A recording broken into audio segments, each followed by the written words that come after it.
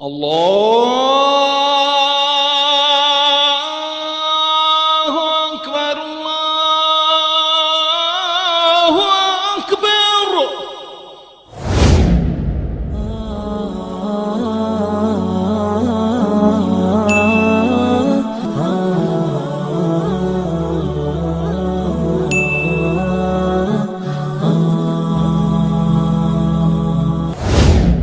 ہمارے ایک دوست تھے، ان کی بیٹی کی شادی تھی، تو میں کبھی نہیں جاتا ایسے موقعوں پر اس قسم کی جگہ پر، لیکن اس نے میری اتنی منت کی کہ میں شرمندہ ہی ہو گیا۔ میں نے کہا اچھا بھائی میں آ جاؤں گا، اور پھر اس نے مجھے تسلی دلائی کہ وہاں سارا الگ الگ ہے، عورتوں کا انتظام الگ ہے، مردوں کا الگ ہے، PC لاہور میں۔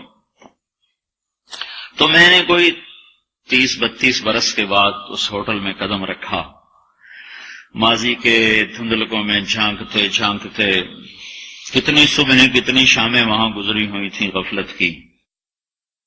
تو میں جب وہاں سے نکلنے لگا کھانے کے بعد، تو عورتیں نکل رہی تھیں، اکثر بے پرد تھیں، تو وہاں گیلری میں مجھے کسی نے روک لیا، وہ مجھ سے بات کرنے لگ گیا، میں کھڑا ہو گیا، دائیں بائیں کچھ اور عورتیں کھڑی تھیں، اتنے میں سب کی نظر پیچھے لگی، عورتوں کی بھی مردوں کی بھی۔ تو مجھے سمجھ میں نہیں آیا کہ یہ نظریں پیچھے کیوں اٹھ رہی۔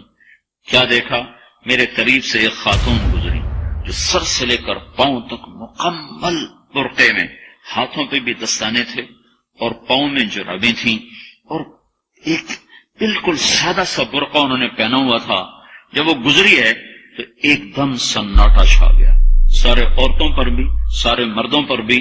تو مجھے اس وقت خیال آیا کہ یہ حق ہے، یہ سورج جب چمکتا ہے تو ہر ایک کو اس کی روشنی نظر آتی ہے۔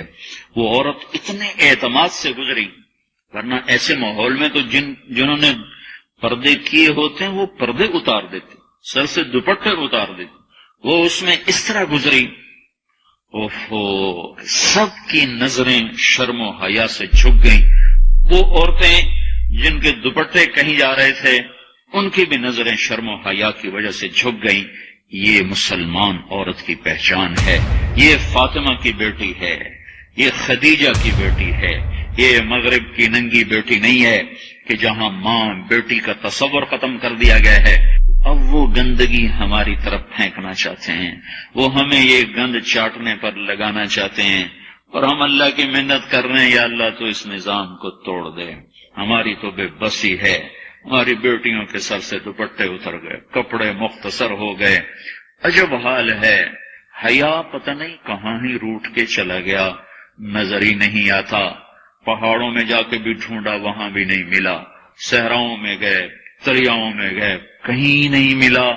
کبھی ایک صفت ہوا کرتی تھی، آج پتہ نہیں کہاں سے ملے گی، کس بازار سے ملے گی، وہ منڈیاں ہی بند ہو گئیں۔